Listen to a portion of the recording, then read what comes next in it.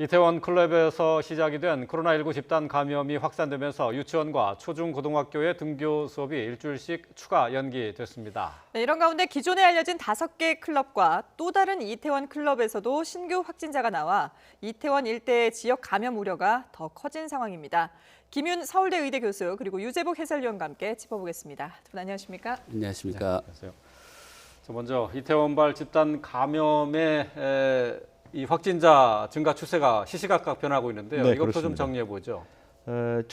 방역 당국이 공식적으로 발표한 뒤에도 확진자들이 추가로 이제 속속 드러나고 있고요. 이번에는 지금까지 하루 확진자 수가 아주 많지 않기 때문에 네. 지방자치단체에서 공개를 즉각 하고 있습니다. 예. 네, 그래서 화면을 좀 보면서 설명해 숫자가 좀 주시겠어요? 늘어나고 있는데요. 지금 오늘 새벽 0시쯤까지 확된 것은 94명입니다. 네. 지금 제주, 부산, 충북 이런 곳은 지금 늘지 않고 있고요. 네. 주로 서울에서 확진자가 늘고 있는 그런 추세입니다. 예. 서울이 59명, 경기가 21명. 그래서 이 두 지역에서 80명이고요. 나머지 인천이 7명, 충북이 5명, 제주가 1명, 부산 1명 이렇게 되고 있고요.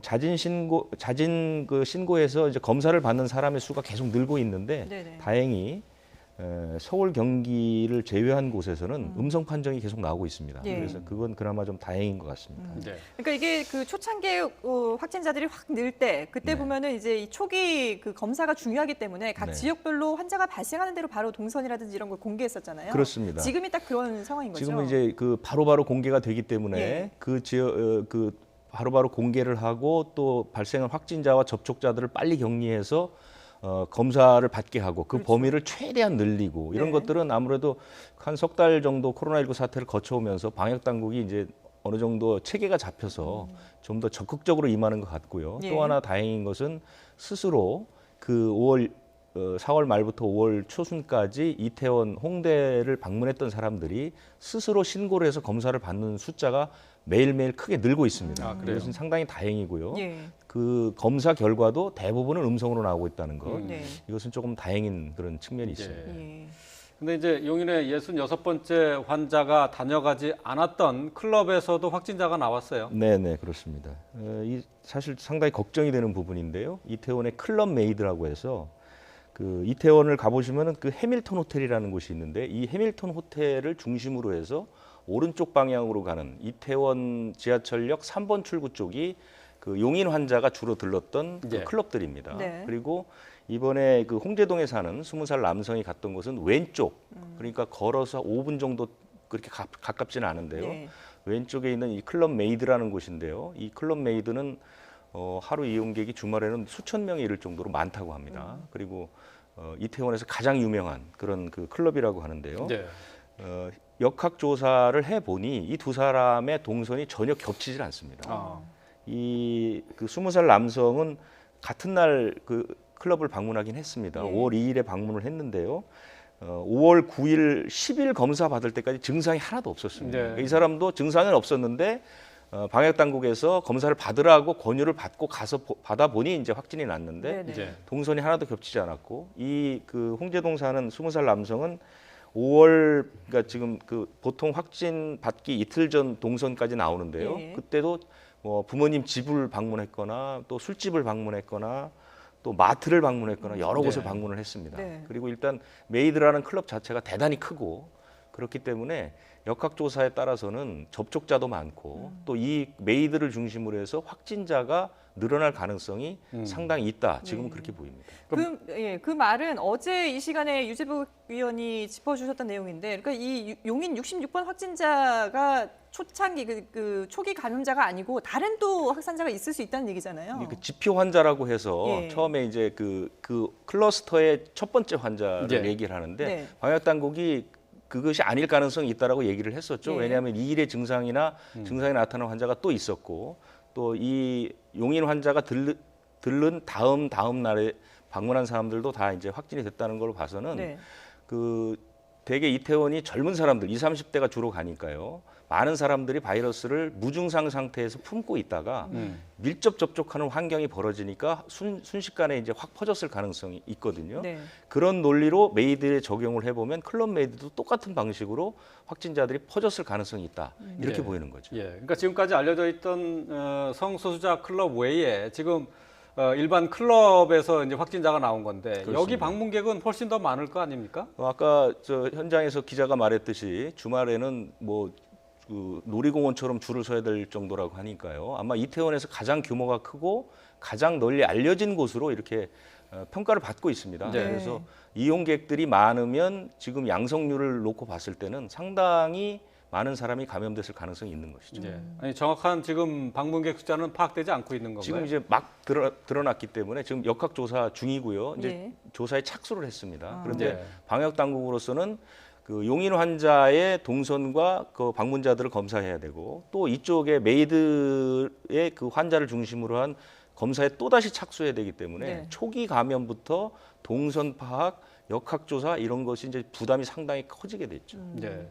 이런 상황이라면은 뭐 물론 이제 방역 당국에서도 역학조사를 하겠지만 네. 그래도 자진 신고라든지 자진 검사가 상당히 중요하지 않을까 싶은데요. 일단 네. 방역 당국에서는 내일까지 계속해서 이게 발생하는 환자들이 늘어날 수 있다 이렇게 보고 있지 않습니까? 그것은 이제 5월 2일이 이제 첫 번째 증상이 나타났기 때문에 네. 대개 잠복기를 14일로 놓고 봤을 때 그 방역 당국에서는 용산구에서도 그 방문객의 숫자를 4월 30일 기준으로 이제 당기지 네. 않았습니까? 네네. 그렇기 때문에 그때부터 14일이 지나는 시점, 그러니까 5월 13일 정도를 잡은 거죠. 네. 그래서 그때까지 환자 수가 이제 상당히 크게 늘어날 가능성이 있다라고 보는 것인데 네. 메이드를 조사해 보면 또 이제 다른 결과가 나올 수도 또 있는 것이죠. 예. 그래서 예. 아마도 그 이태원을 전체적으로 놓고 다시 한번 이 역학조사라든가 검사라든가 이런 것들을 다시 한번 재검토를 해야 되지 않을까 그런 생각은 듭니다. 예. 그러니까 무엇보다 지금 이태원이나 그 논현동의 유흥업소를 다녀갔던 이 방문객들이 네. 자발적으로 빨리 검사를 받아야 될 텐데요. 지금까지는 잘 되고 있습니까? 상당히 스스로 검사를 받는 사람들이 계속 늘어나고 있습니다. 그리고 이제 서울시나 경기도에서도 이른바 그 본인의 그 신원이 노출되지 않도록 최대한 배려를 해서 검사를 네. 받도록 하고 있고 또 검사를 받지 않으면 나중에 처벌 규정도 상당히 강하기 때문에 많은 사람들이 검사를 받고 있다고 돼 있고요. 예. 특히 지방 같은 곳은 거의 대부분 다 신고가 돼서 검사를 했는데 다행히도 이제 음성 판정이 많이 나왔기 때문에 서울 수도권을 중심으로 이 부분도 좀 검토를 해야 되는데 문제는 지금까지도 스스로 검사를 받지 않은 사람은 앞으로도 받지 않을 가능성이 높습니다. 예, 네. 예. 왜냐하면 지금 이미 시일이 한 4, 5일이 지났기 네네. 때문에 그렇기 때문에 그런 사람들은 어쩔 수 없이 강제적으로 조사하는 방법밖에 없는데 어제 네. 경찰이 한 2,100명 정도가 투입이 됐습니다. 네. 그래서 휴대전화 동선 파악을 한다든가 전표 검사를 한다든가 CCTV를 확보한다든가 이런 식으로 검사를 해서 한 명도 남김없이 찾아야 될 것으로 보입니다. 예. 예. 자, 이런 젊은 층 확진자들의 경우에는 증상이 약하거나 또는 무증상 감염인 사례가 많기 때문에 이 증상을 쉽게 자각하지 못해서 사회 활동을 지속하는 그런 과정에서 이 전파 매개체 역할을 할 가능성이 높다고 하는데요. 방역 당국의 얘기 한번 들어보겠습니다. 이번 집단 감염은 젊은 연령에서 노출이 많아 증상이 없거나 경미한 반면에 왕성한 대외 활동을 하고 있어 지역사회로 확산할 가능성이 높은 상황입니다. 평균 잠복기를 고려하면 5월 7일부터 13일 사이 이번 주에 발병이 많을 걸로 추정하고 있습니다. 이태원 유흥시설을 방문하신 분들께서는 이번 주 신속하게 검사를 받아주실 것을 당부를 드립니다. 예, 이 젊은 사람들 사이에서는 경각심이 좀 떨어진다 이런 지적들도 많이 나오고 있는데요. 네. 지금 이 상황 교수님께서는 어떻게 판단을 하십니까? 지금 이제 그 가장 비슷한 사례는 그 대구에서의 신천지 네. 감염일 텐데요. 네. 그러니까 대구 신천지 감염 같은 경우는 그 31번 환자가 처음 아마 감염 증상이 있었던 데부터 확진되기까지 한 10일쯤이 걸렸습니다. 그리고 대구 지역의 신천지 교도가 한 10,000명쯤 되기 때문에 예. 그리고 이제 밀폐된 공간에서 오랫동안 이제 예배를 보면서 상당히 많은 접촉이 있었기 때문에 요번 그 이태원 클럽 케이스에 비해서는 상대적으로 노출된 사람의 숫자도 적고 네. 빨리 확진이 됐고 상대적으로 좀 그 접촉의 정도, 그러니까 바이러스에 노출되는 시간이나 농도도 낮았을 걸로 예상이 됩니다. 네. 그렇지만 이제 문제가 되는 것은 신천지 같은 경우는 교인의 명단이 있기 때문에 네. 그 이 위험한 사람들을 감염이 의심되는 사람들을 우리가 다 찾아서 샅샅이 검사를 할 수 있었던 그렇죠. 반면에 예. 예. 이건 지금 누가 왔다 갔는지를 잘 모르는 상황이고 연락이 안 되는 사람들도 많고 하기 때문에 2, 3차 감염의 상대적인 위험이 더 크다고 할 수 있습니다. 그래서 네. 방역 당국에서 얘기하신 것처럼 빨리 그 당시에 이태원을 방문했던 분들은 그 빨리 검사를 받아보시는 게 네. 본인에게도 좋고 우리 사회에도 지금 도움이 되는 굉장히 중요한 일이 되겠습니다. 예. 네. 근데 이제 방역 당국에서 걱정하는 것은 네. 이태원의 클럽들이 이제 대부분 성소수자 클럽이기 네, 때문에 네. 겉으로 신원이 드러나는 것을 꺼리는 분들 때문에 네. 이게 수면 아래로 네. 숨지 않을까 하는 네, 걱정이 네. 좀 있는 거거든요. 네. 그 대구 신천지 경우에도 비슷한 일이 예. 있었습니다. 그러니까 신천지에 대한 뭐 사회적인 편견과 낙인 때문에 네. 그 교도들의 명단을 주지 않으려고도 하고 또 자발적으로 검사를 받지 않으려고 하는 현상이 그렇죠. 있었는데 이 성소수자 경우는 아마 그때보다 훨씬 더 심각한 그런 상황일 거라고 생각을 하고요. 그러니까 한편으로는 우리 사회가 이건 방역의 문제로 생각하고 네. 성소수자에 대한 본인의 어떤 견해나 이런 것들은 좀 표현을 자제하면서 성소수자들이 우리 사회의 편견과 낙인 때문에 검사를 받기를 주저하도록 만들어서는 안 된다고 네네. 생각합니다. 예. 그리고 다른 한편으로 이제 당국은 개인의 사생활을 좀 철저하게 보호해서 이 성소수자라고 하는 게 외부로 알려지지 않도록 보장한다라고 하는 어떻게 보장하겠다라고 하는 거를 명시적으로 좀 표현을 하고 잘 설명을 해서 성소수자 입장에서 내가 코로나 검사를 확진 검사를 받는 과정에서 내가 성소수자인 게 외부로 알려지거나 드러날 예. 위험이 별로 네. 없다라고 안심할 수 있어야 검사를 받을 수 있을 것 같습니다. 예.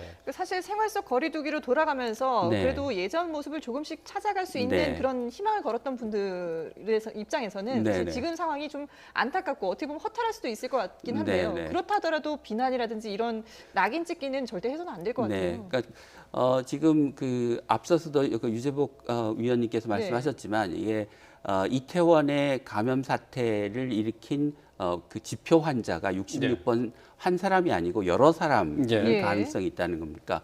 그게 무슨 얘기냐면 우리 사회에서 이제 사회적 거리두기가 완화되기 시작한 시점이 4월 초에 벚꽃 피고 이제 감염자 수 줄어들면서 국민들의 그 외부 활동이 늘어나는 시기부터 사실은 조용한 전파자들이 상당히 우리 사회에 이렇게 깔려 있었을 네. 가능성이 네. 있습니다. 그리고 그게 이제 한 달쯤 쌓이니까 이태원에서 집단 감염 형태로 발전한 거라고 볼 수 있는 거거든요. 예. 그러니까 이태원에서 감염이 일어나긴 했지만 예. 이게 뭐 꼭 그 감염을 일으킨 몇 분들의 문제가 아니고 사실은 우리 사회에 오랫동안 사회적 거리두기가 완화되면서 감염의 위험이 축적돼 있던 것들이 네. 발현된 거라고 이해를 하시는 게 좋을 것 같습니다. 예. 그렇군요.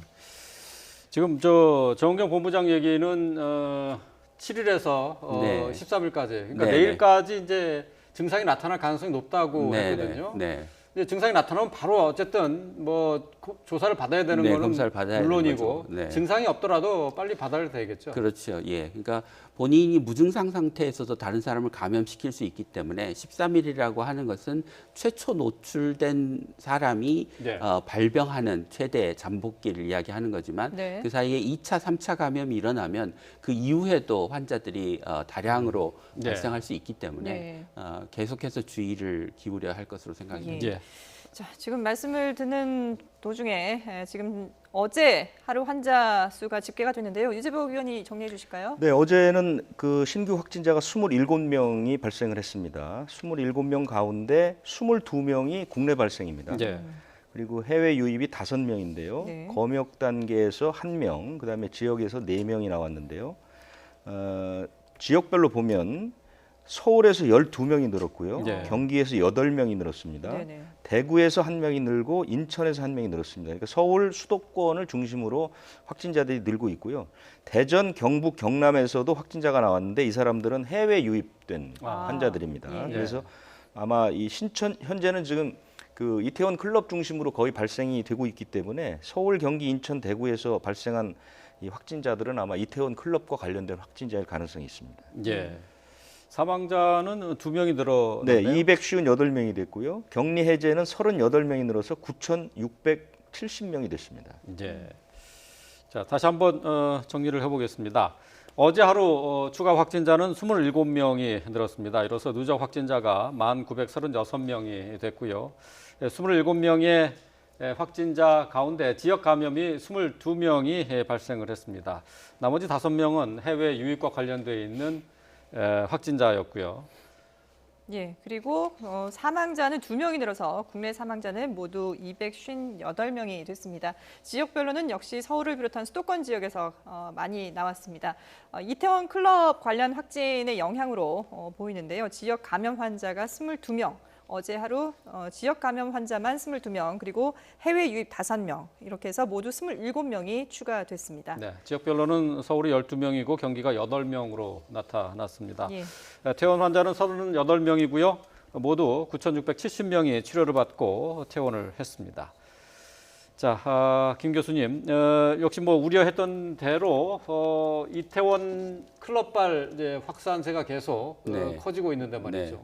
지금 상황에서 지금 확진받은 환자의 36%는 무증상 감염이란 말이죠. 네, 그렇습니다. 지금 20, 30대를 중심으로 해서 네. 알게 모르게 상당히 코로나19가 퍼져 있다 이렇게 보는 분들도 있더라고요. 네, 그러니까 전에도 말씀드린 적이 있지만 외국에서 그 혈청 검사를 통해서 항체가 있는 사람이 몇 %인지를 조사를 해보면 확진자의 수십 배가 항체를 가지고 있는 것으로 나타납니다. 그러니까 예. 그것처럼 부지불식간에 코로나19 감염이 스쳐 지나가는 경우들이 많기 때문에 예. 실제로 그 확진되는 사람보다 굉장히 많은 국민들이 코로나19에 감염돼 있거나 감염되었을 가능성이 높고 네. 그런 것들이 이제 지역사회에서 지속적인 그 대량 감염으로 이어질 수 있기 때문에 예. 사회적 거리두기라고 하는 게 중요하다, 굉장히 중요할 수밖에 없다라고 네. 하는 것입니다. 전문가들은 이 20, 30대를 네. 조금 주의 깊게 바라보고 있는 것 같아요. 네, 네. 활동 반경도 상당히 넓고 네. 또 그리고 감염이 됐다고 하더라도 증상을 잘 느끼지 못하고 넘어가는 경우가 많기 때문 아니겠습니까? 상대적으로 이제 그 젊은 층에서 코로나19가 가벼운 증상을 보이기 때문에 그 젊은 층에서 코로나19를 좀 덜 무서워하는 경향도 있고 예. 또 가볍기 때문에 잘 모르고 지나가는 경우도 그렇죠. 있고 그래서 그 본인은 괜찮지만 사실은 본인이 가족이나 부모나 조부모나 뭐 이런 그 취약계층에게 예. 코로나19에 감염되면 중증의 증상으로 발전할 수 있는 분들에게 감염을 시킬 수 있기 때문에 네. 젊은이들이 활동을 자제하고 감염의 위험을 줄이려고 노력을 해야 되는 그러니까 네. 사회적 거리두기를 젊은이들도 적극적으로 지켜야 되는 이유가 가족을 위해서 우리 네. 사회를 위해서 필요하다는 네. 것입니다. 그러니까 말씀하신 것처럼 실제로 이번 이태원 클럽을 다녀온 다음에 네. 뭐 어머니라든지 외할머니에게 감염시키는 그런 네, 사례들이 나왔잖아요. 네. 네. 그러니까 우리는 이제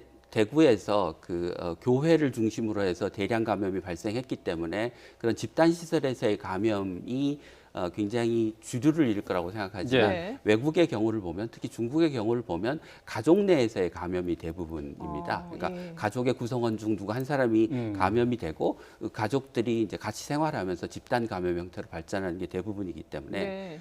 가족 내 감염을 주의해야 됩니다. 네, 그렇군요. 이번에 그 이태원발 집단 감염의 양상이 군으로도 옮겨 붙었습니다. 네. 지금 이제 군에서도 이 클럽을 다녀온 확진자가 생기면서 지금 군 내부에서도 지금 이태원 클럽을 다녀온 사람에 대해서 조사를 시작하고 있죠. 그렇습니다. 지금 8명까지 늘었습니다. 그래서 두 곳에서 늘었는데요. 한 곳은 그 용산 국방부에 있는 사이버 사령부의 하사가 네. 지금 국방부는 그 모든 군인에게 특히 영외 근무하는 군인들은 그러니까 주로 간부가 되겠죠. 퇴근 후에는 재택 대기 명령을 내렸습니다. 네. 밖에 나갈 수가 없는 것이거든요. 네. 그 상황에서 이제 이태원 클럽을 갔었죠. 이 하사가. 그리고 들어와서 2, 3일 정도 출근을 정상적으로 또 했습니다. 그러면서 국방부 내 여러 곳을 돌아다녔죠. 그러면서 접촉했던 동료 하사들 그리고 병사 5명이 감염이 됐습니다. 지금까지 감염이 됐죠. 그리고 감염자가 매일매일 나오고 있는 그런 네. 상황입니다. 그리고 또 하나는 용인에 있는 육군 직할부대 대위가 역시 그 국방부 지침을 어기고 이태원에 갔다가 감염이 됐고 동료 중위가 또 감염이 됐습니다. 네. 그래서 현재 8명 정도가 감염이 됐는데요. 군에서는 그래서 익명 검사를 보장을 했습니다. 스스로 이태원이나 홍대 같은 유흥시설을 다녀온 장병들에게 신고를 하면 징계를 주지 않고 검사를 하겠다 했는데 네. 지금까지 49명이 신고를 했습니다. 네. 근데 32명은 입대 전에 방문했던 사람들입니다. 음. 입대하기 전에 방문했던 사람들이고요. 17명이 장병인데 이 가운데 간부가 13명, 사병이 4명 이렇게 분포되어 있습니다. 다행히 이 사람들 사이에서는 아직까지 양성은 나오지 않고 있습니다. 네. 그러니까 군에서도 익명으로 검사를 해주겠다고 했더니 자진 신고한 사람이 늘어나는 걸 보면 네. 지금 클럽을 다녀온 일반인들 중에서도 지금 신고를 못 하고 있는 사람들도 상당히 있을 것이다 이런 생각이 드는데요. 그렇습니다. 그 뭐 앞에서 몇 번 얘기하신 것처럼 예. 일단 그 뭐 성소수자 이런 분들은 본인의 신분이 드러날 것을 아직도 두려워할 수가 있는 것이고요. 네. 또 하나 이제 외국인들 문제가 있죠. 지금 원어민 강사 문제도 심각한데요. 네. 그렇죠. 그렇죠. 외국인들이 지금 그 연락이 닿는 외국인이 어제까지는 28명 정도 파악됐는데 실제로 CCTV나 이런 것들을 보니까 100명이 넘은 외국인이 있었다고 합니다. 그러니까 나머지 사람들은 아직 연락을 못 하거나 닿지 않은 것이죠. 근데 이 사람들이 우리 국내 통신 체계에 없을 수도 있습니다. 네. 그렇기 때문에 문자 같은 걸 받아볼 수 없을 수도 있고요. 또 인식 자체가 우리랑 다를 수도 있고요. 주한미군 문제도 있습니다. 주한미군의 방역 관리는 우리가 하지 않고 그렇죠. 주한미군이 자체적으로 합니다. 그래서 아직까지는 연락을 닿지 않는 사람들이 있기 때문에 예. 하루빨리 그 통신조사라든가 신용카드 조사 같은 이게 시간이 좀 걸리는데요. 그래서 어제 대규모 경찰 인력이 들어간 거거든요. 그래서 하루빨리 이런 방법들을 통해서 사람들을 좀 찾아내야 될 것 같습니다. 네. 네. 그러니까 박원순 시장도 누군지 묻지 않고 검사를 해주겠다 이런 입장 아니겠습니까? 네네. 아무래도 가장 좋은 방법은 스스로 가서 예. 검사를 받는 것이 왜냐하면 본인뿐만 아니라 본인이 감염의 원인이 될 수 있다는 생각을 해야 되기 때문에 네네. 스스로 검사를 받는 방법이 현재로서 가장 좋습니다. 예. 지금까지 코로나19에서 군은 좀 비교적 이제 거리가 좀 있었었는데 말이죠. 이번에 이렇게 이태원 클럽발 감염 확산해서 군에서 지금까지 8명이 나왔거든요. 뭐 네네. 특별한 이유가 있을까요? 군은 그 지리적으로 좀 가까워서 그런가요? 그런 부분은 이제 국방부가 좀 가깝긴 하지만 사실은 군인들이 사실은 젊은이들입니다.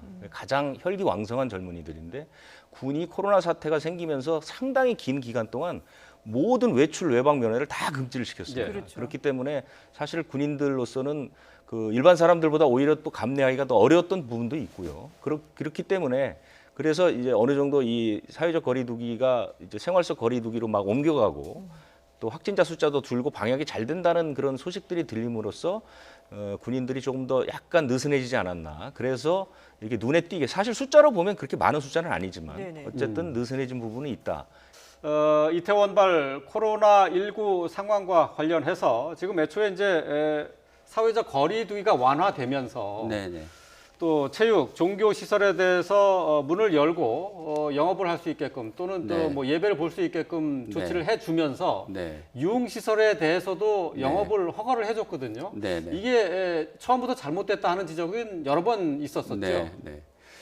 근데 이제 생각해 보시면 그 정부가 그 사회적 거리두기에서 생활 속 거리두기로 완화 조치를 시작하는 날짜가 5월 6일이었습니다. 그렇죠. 네. 근데 이제 이태원에서 그 집단 감염이 발생한 것은 5월 1일, 2일이었죠. 그러니까 예. 정부의 완화 조치가 발령되기 전에 시작되기 전에 사실은 그 이전에 감염이 있었고 사실 그 돌이켜 보면 뭐 동해안에 많은 국민들이 휴가를 갔다 네. 오는 등의 국민들의 외부 활동들이 굉장히 그 전에 늘어나 있었던 그렇죠. 상태라 예. 사실은 정부가 생활 속 거리두기라고 하는 그 조치를 취해서 나타난 결과라기보다는 이미 감염자의 숫자가 들고 이 병에 대한 공포가 국민들 사이에서 줄어들고 사회적 거리두기의 피로감이 누적되면서 나타난 자연스러운 어떻게 보면 외부 활동의 증가의 결과라고 네. 보기 때문에 오히려 지금 정부가 완화한 생활 속의 거리두기라고 하는 걸 다시 강화하는 방식으로 가기보다는 네. 생활 속 거리두기에서 정부가 제시한 원칙들이 실제로 철저하게 지켜질 수 있도록 하는 게 오히려 더 중요하다고 생각합니다.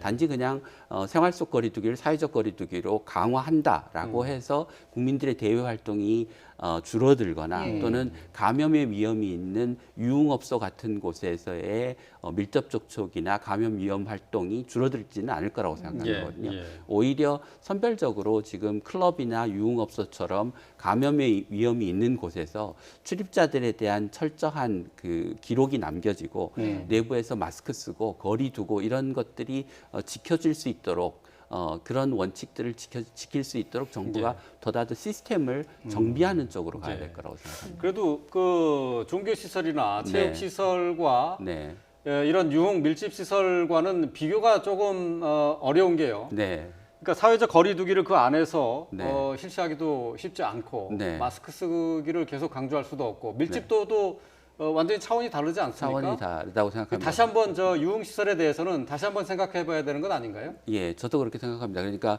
종교 시설이나 뭐 체육 시설이나 학교 같은 경우는 새로운 지침을 만들어서 좀 그 방식을 바꾸면 감염의 위험을 줄이고 관리할 수 있다고 생각하는데 이런 클럽 같은 유흥 시설의 경우에는 근본적으로 감염의 위험을 우리가 통제할 수 있느냐라고 하는데 의문이 있기 때문에 뭐 상당 기간 좀 문을 닫거나 아니면 감염 수칙을 철저하게 지키지 않는 경우에 그 영업을 할 수 없도록 하는 등의 보다 강력한 조치가 좀 있어야 되지 않나 싶습니다. 그러니까 유흥업소 같은 경우는 이제 그렇게 별도로 관리를 하더라도 지금 이제 교수님 앞서 말씀하시기는 지금 사회적 거리두기로 다시 돌아가기는 좀 힘들 것이다라고 보셨는데 그래서 서울시에서는 일단 출퇴근 시간에 혼잡도가 높은 시간대에 마스크를 착용하지 않으면 지하철 탈 수 없게 하겠다라고 했거든요. 이런 방법들이 그런 방법들이 일종의 그 정부가 제안한 원칙을 지키는 구체적인 어떤 조치라고 생각이 되는데요. 그보다 더 근본적인 방법은 사람들의 출퇴근 시간을 분산시켜서 우리가 아침 출근 시간에 대중교통이 혼잡해질 수밖에 없는 상황을 근본적으로 완화시키는 게 중요하다고 생각합니다. 그러면 뭐 유연근무제, 재택근무 이런 것들이 그 코로나19가 한참 환자가 늘었을 때 많은 회사들이 시행했는데 환자 수가 줄어들면서 원상 복귀하는 그러니까 정상 출근을 하는 직장들이 많아지고 있는데 그렇게 정상 출근하는 직장들이 많아지고 사람들의 접촉이 늘어나면 뭐 출퇴근하는 공간뿐만이 아니라 회사 내의 공간에서도 이 집단 감염 위험이 높아질 수 있거든요. 그러니까 학교도 마찬가지고 직장도 마찬가지고 교회도 마찬가지고 체육시설도 마찬가지고 다 사람의 밀도를 줄이고 마스크를 쓰고 이 접촉의 정도를 줄이도록 하는 새로운 시스템이 필요하다는 것입니다. 그렇군요. 지금 현재 이제 조용한 전파자에 대한 불안감이 점점 더 커지고 있는데요. 그러면 이 조용한 전파자는 증상이 없다는 얘기인데, 근데 증상이 느껴지더라도 이거를 그 간과하고 넘어갈 경우가 많이 있는 것 같아요. 호흡기 증상이 대표적인 건데 이거 외에 몸살 기운도 있고 그리고 후각이나 미각 기능이 떨어지는 것도 이 유사한 증상으로 봐야 된다면서요? 그러니까 이 코로나19의 특징 중에 하나가 증상이 워낙 비특이적인, 그러니까 특별한 증상이 없는, 그러니까 뭐 기침하고 열나고 그 뭐 복통이 있기도 하고 설사를 하기도 하고 뭐 이제 굉장히 특이한 증상 중에 하나는 이제 후각이나 미각을 잃는 그런 증상이긴 한데요. 근데 뭐 그런 증상들이 어떤 병과 직접적으로 연관시켜서 우리가 병을 의심하기에는 너무 일반적인 증상이라 그것만으로 우리가 코로나19를 찾아내기는 쉽지 않을 것 같습니다. 그런데 이제 내가 이태원에 갔다 왔다. 그런데 그 얼마 지나지 않아서 뭐 설사를 한다, 뭐 복통이 있다, 뭐 구역질이 난다. 그러면 그런 상황과 증상을 연결시켜서 그 검사를 내가 받아야 될지 여부를 결정하시는 게 중요할 거라고 생각합니다. 그러니까 이 환자, 이 개인이 판단하는 것이 아니라 의사 선생님이 종합적으로 보고 후각이나 미각에도 이상이 있다 그러면 종합적으로 판단해야 된다는 얘기가 되는 거죠. 그렇습니다. 그러니까 내가 먼저 코로나19를 의심할 만한 상황이 있었는지 그리고 증상이 있었는지 그러면 그 다음에 가서 선별진료소나 의료기관에 가서 그 확진 검사를 이제 받겠다라고 얘기를 하죠. 그러면 의사가 여러 가지 상황을 종합적으로 판단해서 당신은 검사를 할 필요가 있다 예. 또는 아니다라고 이제 판정을 해주겠죠. 그러니까 말씀하신 것처럼 코로나의 증상이라는 게 딱 요거 하나다 이렇게 특정을 할 수가 없기 때문에 네, 그리고 또 개인별로 증상이 다르게 나타날 수 있기 그렇습니다. 때문에 네. 평소와 자신의 몸 상태가 좀 다르다 싶으면은 네. 검사를 받아보는 것이 좋겠군요. 네네. 예. 그러면 이제 검사를 받기 위해서 선별진료소에 가면 예. 의사가 환자 이야기를 들어보고 종합적으로 판단을 네. 해서 검사 여부가 필요한지 여부를 판단해 주실 겁니다. 예. 네, 그렇습니다. 그런가 하면 지금 뭐 이 이태원 클럽발 감염 확산 때문에 내일로 예정됐던 고3 학생들의 등교 개학이 일주일 연기가 됐습니다. 교육부의 발표 한번 들어보시죠.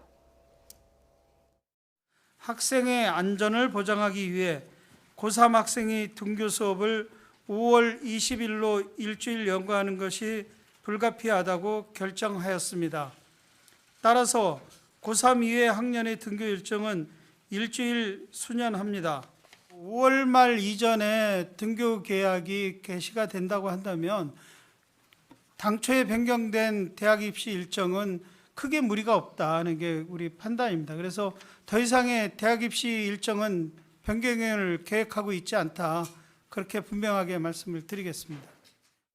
예, 대입 일정의 변경은 없다. 뭐 지금 뭐 대학 입시를 준비하기 위해서 상당히 중요한 시간인데 이 고3 학생들의 등교 계약이 결국은 또 미뤄지게 됐어요. 뭐 어쩔 수 없는 예. 결정이죠. 그 애초에 그 5월 6일부터 생활 속 거리 두기를 결정하는 과정에서도 이 등교 계약 문제가 중요한 그 논란거리가 됐었죠. 그렇죠. 예. 그런데 많은 그 경제 쪽이나 방역 쪽 전문가들이 적어도 그 황금 연휴 2주 후까지는 좀 지켜봐야 되지 않느냐는 의견을 냈는데 결국 결정은 이제 5월 6일부터 하기로 한 것이죠. 네. 그러다 보니까 이제 등교 계약도 그 일주일 뒤인 13일부터 고3 시작 이렇게 결정이 됐는데 네. 지금은 뭐 어쩔 수 없는 결정입니다. 지금 그 만약에 등교를 해서 거기서 감염자가 나오게 되면 사실은 이제 방역 당국의 통제 바깥으로 확진자가 이제 퍼질 가능성이 있거든요. 그렇기 때문에 불가피한 그 결정이었다고는 보이는데요. 네. 대입 그 지금 제일 문제가 되는 것은 이제 고3, 중3 학생들이죠. 근데 중3 학생은 사실은 현재 중3이 한 44, 5만 정도 되는데요. 예. 입시를 치르는 학생은 한 4, 5만 정도, 한 10% 정도만 되니까요. 중3은 큰 문제가 없는데 고3이 문제죠. 고3이 이제 특히 이제 수시를 준비하는 학생들은 대개 1학기 중간고사쯤에 어느 정도 그 입시를 위한 준비를 마쳐야 되는데 그렇죠. 지금 예. 전혀 아무것도 돼 있지 않으니까요. 네. 그래서 아마 이제 걱정하는 분들이 상당히 많을 것 같고요. 근데 그런 부분들은 좀 학교나 교육 당국에서도 근본적으로 어떤 대책을 마련해야 하는 것이고요. 또 하나는 이것이 그 일주일 연기된 것이 일주일 후부터 고3이 반드시 출석을 한다는 게 아닙니다. 그때까지의 상황을 또 봐야 됩니다. 그렇죠. 보고 예. 나서 결정을 해야 예. 되는 것이니까요. 지금은 너무 서둘지 말고 이 이태원발 이 감염 확산의 추이를 좀 면밀히 지켜보고 결정을 해야 될 것으로 보이는 가장 큰 이유는 학교라는 것은 사실은 또 하나의 지표입니다. 학교가 학생들이 등교한다는 상황이 그 사회에 주는 그 어떤 그 인식의 문제가 있는 것이고요. 또 그만큼 거기서 확진자가 나오게 되면 그 파장은 사실은 이 지금까지 있었던 파장과는 또 차원이 다르거든요. 그렇기 네. 때문에 신중하게 결정할 필요는 있다고 봅니다. 네. 뭐 유재복 의원이 얘기를 했다시피 앞으로 이제 등교 수업도 상황을 봐가면서 결정해야 된다고 했는데, 그러니까 결국은 네. 이제 이태원 클럽발 감염 확산이 어느 정도까지 이어질 것인가, 이건 이제 상황을 봐야 되겠는데요. 네네. 근데 학부모들은 일부에서는 네. 빨리 이제 아이들이 등교를 했으면 좋겠다는 뭐 생각을 가진 분들도 계시고, 네. 또 일부는 여전히 코로나19가 지금 유행하고 있기 때문에 네. 아직 성급한 거 아니냐라고 네, 얘기를 네. 하고 있는데, 이 둘 중에 균형을 어떻게 맞춰야 될지 참 예. 어렵습니다. 그러니까 정부가 그 계약을 결정하기 전에 이제 우리나라의 상황이 어땠냐면 뭐 한 달 이상 확진자 숫자가 계속해서 감소하는 추세였고, 그렇죠. 예. 정부가 얘기했던 가이드라인, 그러니까 뭐 50명 이하의 환자 발생, 5% 이하의 지역 감염, 사회 감염. 이라고 하는 게 그 계속 지켜지는 상태였습니다. 그러니까 네. 그런 정도가 되면 사실 그 감염의 위험이 상당히 낮은 상태라고 판단을 할 수 있고, 그런 정도면 저는 학교가 문을 여는 결정을 해도 되는 상태라고 생각합니다. 예. 이제 그런데 이제 문제는 뭐냐면 그 이전에 황금 연휴가 있었고 또 국민들의 대외 활동이, 외부 활동이 그 전에 굉장히 많았기 때문에 감염이 생길 위험성이 있다는 사실을 전문가들이 경고를 해왔기 때문에 그 황금 연휴가 끝난 시점으로부터 한 1주 또는 2주 후 정도로 개학 시점을 미루는 게 적절했다고 생각합니다. 예. 근데 이제 어차피 이태원에서 이 집단 감염이 생기면서 이제 당국이 개학 일자를 미루기로 했기 때문에 이제 이후 상황은 좀 더 봐야 될 것 같습니다. 예. 예. 그러면 방역 측면에서 또 이제 의료계 입장에서 보신다면은 네. 지금 이 코로나 그 확산세 다시 재감염이 이제 확산되고 있는 이 상황이 네. 어느 정도로 마무리가 돼야 이 네. 환자가 줄어들어야 다시 등교 계약을 생각해 볼 수가 있을까요? 그러니까 정부가 이전에 얘기했던 환자 수 50명 이하의 네. 수준이 상당 기간 유지되는 것, 뭐 1주 또는 2주간 유지. 지금 전체적인 인원은 그렇게 크지 않기 때문에 네. 네. 오늘도 뭐 예. 저 보면은, 예. 27명인데요. 많지는 네. 않습니다. 예, 많지는 않습니다. 예. 그러니까 그 상태가 좀 일주일 뭐 정도 더 앞으로 추이를 지켜봐서 그 상태가 계속 유지된다고 하면 뭐 계약을 할 수 있는 여건은 된다고 생각합니다. 근데 이제 계속해서 많은 분들이 우려하시는 거는 언제 계약하느냐보다 어떻게 계약을 하느냐가 중요하다는 거죠. 그러니까 네. 코로나 이전의 상황으로 돌아갈 수 없다는 점들은 많은 분들이 지적을 하셨지만 예. 그러면 우리가 과거로 돌아갈 수 없으면 코로나 이후의 학교의 모습, 감염의 위험을 낮추는 학교의 새로운 시스템이라고 하는 건 뭐냐라고 하는 거에 대해서 정부나 또는 교육 당국이 명확한 상을 제시하지 않고 있다고 하는 게 좀 아쉬운 점이라고 할 수 있습니다. 그렇군요. 예. 어떻게 계약해야 하느냐. 네. 그러니까 이제 코로나19의 대유행을 경험한 상태에서 앞으로 수업을 어떻게 진행할 것인가 하는 것에 대해서는 이제 교육 당국과 정부에서 함께 고민을 해야 될 부분이 되겠습니다. 예. 네, 지금까지 김윤 서울대 의대 교수 그리고 유재복 해설위원과 함께 코로나19 상황 짚어봤습니다. 두 분 말씀 잘 들었습니다.